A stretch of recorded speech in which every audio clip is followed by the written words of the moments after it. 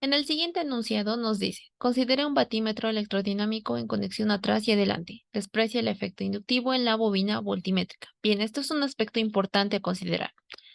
Acá he escrito lo que son las características de la bobina fija, que estaría correspondiente al circuito amperimétrico, y la bobina móvil, que correspondería al circuito voltimétrico.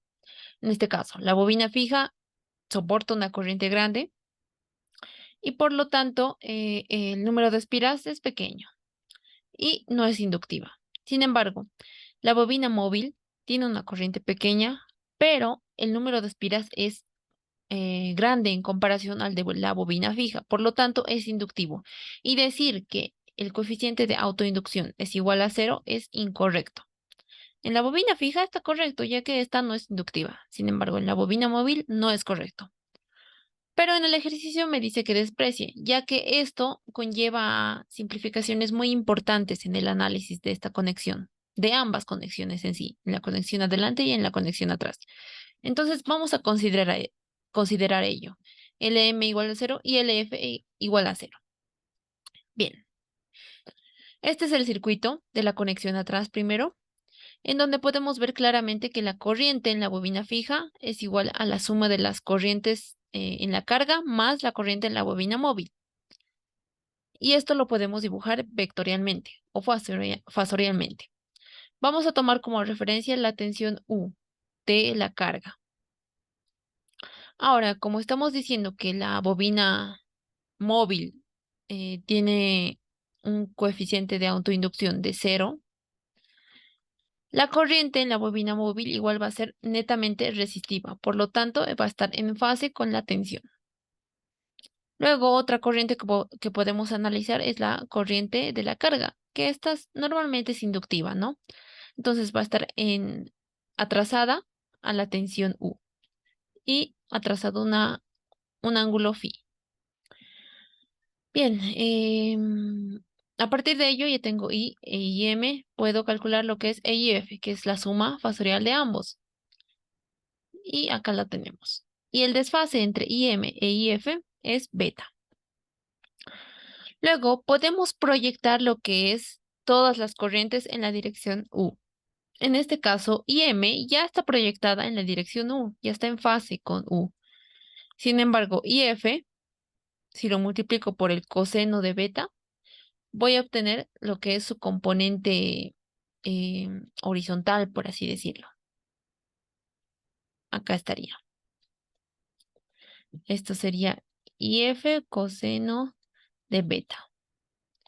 Y lo propio puedo hacer para la corriente I. Esta va a ser I coseno de phi. Listo.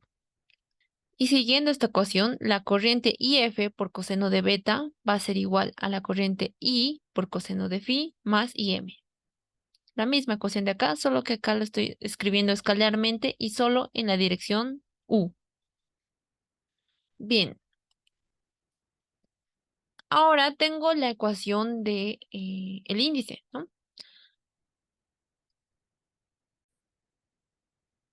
Directamente la ecuación de la deflexión del índice. Entonces, acá tendría 1 sobre la constante de la cupla de restitución por la variación del par en función a la deflexión.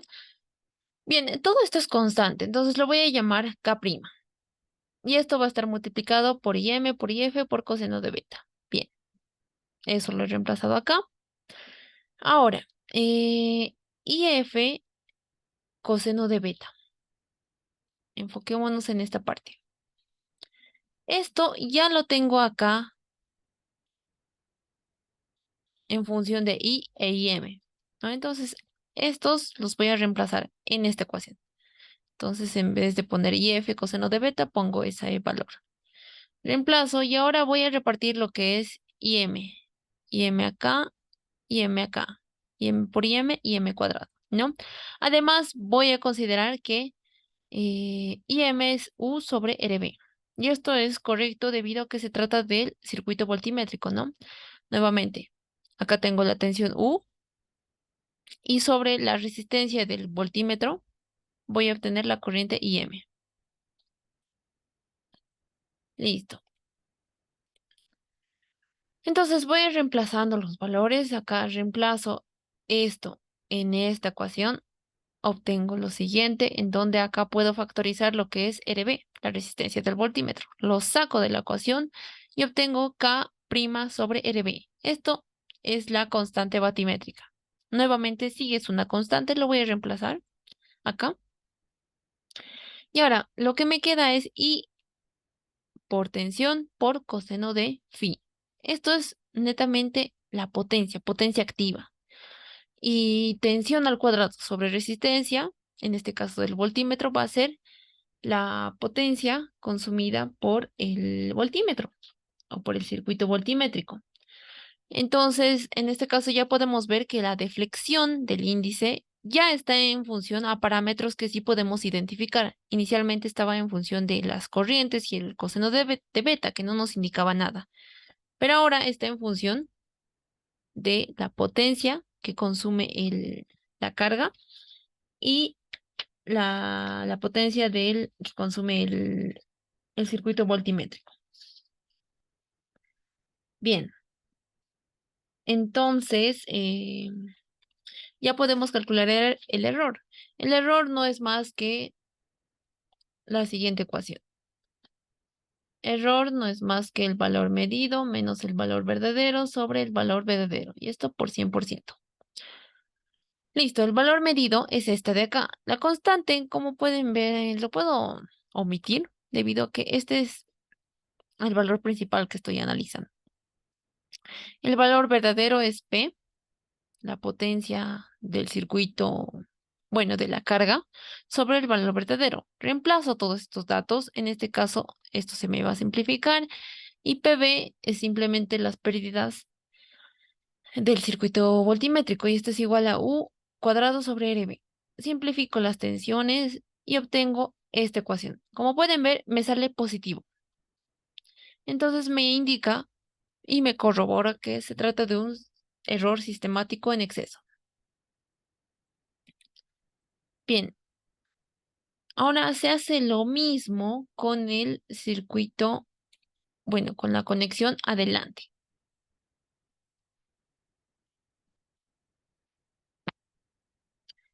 En este caso, voy a relacionar las tensiones, por lo que podemos ver que la tensión en la bobina móvil, que sería de A1 a B2, va a ser igual a la tensión en la bobina fija, que es A1 a 2, más la tensión en la carga, que sería esta de acá, ¿no? Esto se verifica en el circuito. Ahora podemos verificar además que la tensión en la bobina fija es igual a la tensión en la carga. Bien, a partir de ello, eh, como la bobina fija es netamente resistiva, eso ya lo hemos visto acá, el F es igual a cero, por lo tanto, la tensión y la corriente van a estar en fase. Y eso lo verificamos acá. Bien, otro aspecto a analizar es la tensión en la carga. La tensión en la carga tiene que estar siempre adelantada a la corriente de la carga. O en otras palabras, la corriente de la carga siempre está en retraso a la tensión. ¿No? Lo mismo acá hemos visto. Tensión, retraso, corriente. Un ángulo phi. Y eso es lo que podemos ver acá. Ahora, y como ya tenemos UF y U, obtenemos UM, sumando vectorialmente. Y obtenemos la tensión UM. Listo. Y en fase va a estar la corriente de la bobina móvil. Nuevamente estamos despreciando el efecto inductivo de la bobina móvil. Bien, de acá nuevamente proyectamos todo ahora en la dirección de la corriente I. Acá tenemos IM coseno de beta es igual a U por coseno de phi más UF.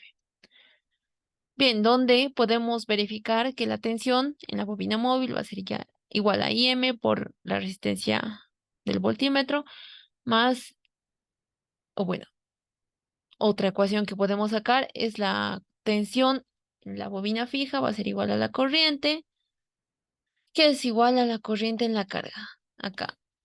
Entonces acá puedo poner IF, pero esto es igual a la corriente en la carga, entonces no es necesario. por la resistencia del amperímetro. Listo. Tenemos nuevamente la ecuación de la deflexión del índice, esta de acá. Luego, IF habíamos visto que es igual a I. Entonces acá directamente le reemplazo esto. Ahora, vamos a calcular lo que es IM coseno de phi. Bien, y eso lo vamos a hacer en esta parte. Lo voy a hacer con verde. Bien, de esta ecuación, de esta de acá, voy a despejar IM. IM va a ser igual a UM sobre RB. Pero UM, como podemos ver, es igual a todo esto, ¿no? Esto sobre coseno de beta. Pero acá lo que quiero hallar es IM coseno de phi, ¿no? Bien, previamente acá hay un error. Acá tenía que ser coseno de beta. Acá es coseno de beta y acá es coseno de beta. Listo, ahora sí. Entonces, si multiplico acá esta ecuación verde, y lo voy a hacer mejor en un cuadro negro, que me voy a dibujar ahorita. Listo. Ahora sí. De acá, de esta ecuación, he dicho que lo estoy calculando IM. IM va a ser igual a UM sobre RB. Pero ahora yo lo que quiero es IM coseno de beta, que está por acá. Por lo tanto, lo multiplico por coseno de beta. Por coseno de beta. Y listo. Ya tengo esta ecuación. Sin embargo, UM coseno de beta ya lo tengo en esta parte. Acá. ¿No ve? Entonces simplemente tengo que reemplazar este valor. Y eso es lo que voy a hacer. Entonces, directamente. Esto va a ser igual a UM coseno de beta. UM coseno de beta es U coseno de phi más UF. Todo esto sobre RB. RB y RB. Listo. Y eso es lo que tengo en esta parte.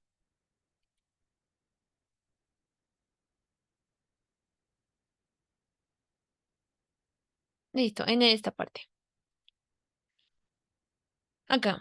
Entonces, UM, UM coseno de beta, esto de acá, lo he reemplazado en la ecuación de la deflexión del índice. Listo. Acá lo tengo. Y simplemente me queda repartir esta I, la corriente de la carga. Lo reparto y obtengo esta ecuación. Esta ecuación ya es conocida. Como pueden ver, acá tengo la potencia consumida por la carga y las pérdidas por efecto Joule del circuito amperímetro. ¿No? Y acá, acá es RB, ¿no? Bien, acá lo podemos corregir. Acá es RB. K' sobre RB es la constante voltimétrica o batimétrica. Acá tendría las pérdidas por efecto Joule del circuito amperímetrico y las pérdidas del o la potencia consumida por la carga. Bien, aplico nuevamente la ecuación del error. PA más P menos P sobre P. Esto por el 100%. Bueno, no es opcional, ¿no? El 100%. Acá me va a salir un error absoluto, o bueno, un error relativo.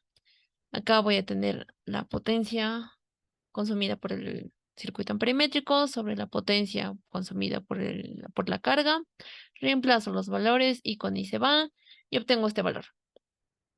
Y acá me sale positivo. Entonces, nuevamente me indica que es un error sistemático en exceso. Bien, hasta acá habría concluido este primer ejercicio. Ahora, para el inciso B, que me pide, o bueno, me pregunta si es posible compensar los errores. Y en eso lo estamos respondiendo acá. En la conexión atrás, como hemos visto, es posible compensar el error sistemático en exceso debido a que este es constante. Nosotros idealmente quisiéramos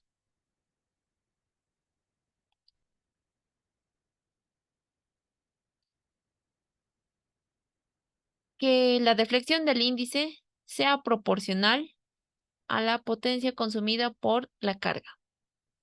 Sin embargo, tanto en el circuito, bueno, en la conexión adelante y atrás, tenemos una suma acá, más PB o más PA.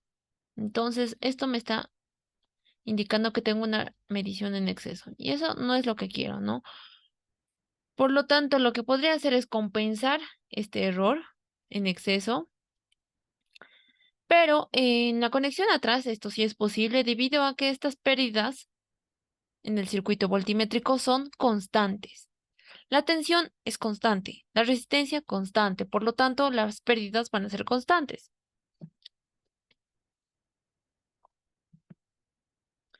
Y esto se puede compensar. Sin embargo, en la conexión adelante, como podemos ver, las pérdidas por efecto Joule, como nos dice acá, del circuito amperemétrico son variables. Es decir, acá tengo I cuadrado por RA. La corriente I en la carga es variable. Esto va a estar constantemente variando según a la carga, ¿no? Entonces, esto no lo puedo controlar. Por lo tanto, no pueden ser compensadas y varían, como les he dicho, con la carga. Entonces, por ello se prefiere utilizar la conexión atrás. Bien, para el siguiente ejercicio me indica que tengo un batímetro de precisión. Tiene el mismo batímetro, pero ahora para el batímetro de precisión se le añade algunos elementos que hacen que su medición sea prácticamente exacta. Bien, describa el procedimiento para compensar el efecto inductivo de la bobina de potencial. Bien, eso lo podemos ver en el inciso A. Para compensar, como acá nos dice, el efecto inductivo de la bobina de potencial, acá previamente hemos analizado lo que es la bobina de potencial, pero sin efecto inductivo, es decir, netamente em, resistiva esta parte. Sin embargo, esta tiene una componente, es decir, acá voy a tener la tensión y acá ligeramente va a estar desfasada la corriente en el circuito de la bobina móvil. Y este va a ser un ángulo E. Entonces, esto es en la realidad, ¿no? Anteriormente habíamos analizado idealmente. Esto es en la realidad. Bien, entonces, esto queremos prácticamente anularlo. Para ello, tendríamos que hacer que la tensión, o bueno, la corriente entre B1 y B2, queremos que sea netamente resistiva. Bien, y como nos indica acá, se inserta una resistencia y un condensador en paralelo, como se muestra en esta figura. Entonces, en el circuito voltimétrico se inserta esta resistencia y este condensador, de modo que entre B1 y B2 sea totalmente resistivo y por lo tanto este ángulo pequeñito se anule y sea cero y nuevamente esté en fase con U, como está en este esquema. Bien, y esto se logra mediante la siguiente ecuación. Esto está demostrado en los apuntes del ingeniero, les recomiendo que lo revisen, pero básicamente es esto. El coeficiente de autoinducción de la bobina móvil tiene que ser igual a esta resistencia al cuadrado por este condensador. Además, algo que no les había indicado es que esta RM que vemos en el circuito voltimétrico igual sirve para compensar este efecto inductivo. Esta IM estaría más desfasada en este circuito si es que esta RM no existiera. Sin embargo, como esta RM existe, este, este ángulo epsilon es muy pequeñito, casi cero. Bien, entonces, pero acá lo estamos anulando totalmente en este batímetro de precisión. Bien, eh, otro aspecto a analizar. A ver, esto lo voy a alargar. Listo. Bien, me dice que tengo un galvanómetro balístico y me pregunta por qué el bastidor que sostiene la bobina móvil es de madera y no de aluminio. ¿Con qué propósito se añaden contrapesos? Bien, esto todo se debe al efecto amortiguador.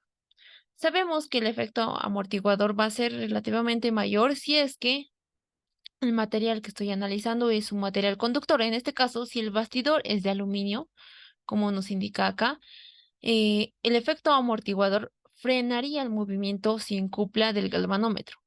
Recordemos que el galvanómetro balístico tiene un movimiento sin cupla, es decir, acá está la cupla unidireccional de corta duración. Esta cupla dura menos de un segundo. Este sería T. Y bien, termina la cupla y el índice recién se está moviendo.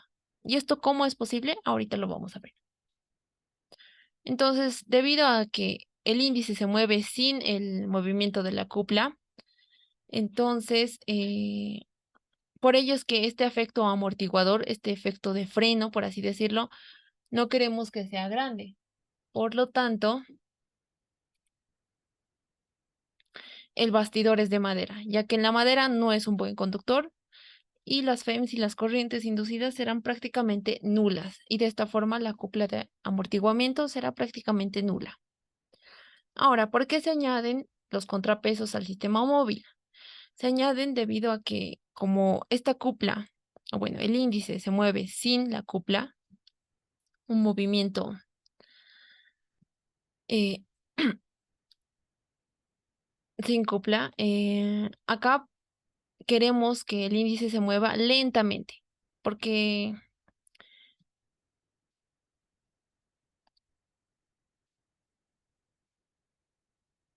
si es que el índice se moviera cuando la cupla ya está actuando, el índice se movería así rápidamente. En un momento estaría en cero y en el otro segundo estaría ya en la medición que queremos realizar y nuevamente volvería a cero. Entonces, este movimiento sería muy rápido y entonces no se podría lograr a ver. Para ello es que se añaden estos contrapesos de modo que aumente su momento de inercia y de esta forma la cupla de inercia sea mucho mayor y el galvanómetro balístico tendrá un periodo propio de 10 a 20 segundos. Entonces se va a mover el índice lentamente, de modo que cuando llegue a la medición que queremos realizar, se quede por un tiempo y luego igual vuelva. Entonces por ello es que los contrapesos ayudan a que este periodo sea grande. Bien, el galvanómetro balístico, un dato interesante a dar a conocer, es que normalmente se usa para conocer la carga de un capacitor o descarga de un capacitor, debido a que en la descarga de un capacitor es de corta duración, ¿no? Entonces, si queremos conocer la descarga de un capacitor, la Q,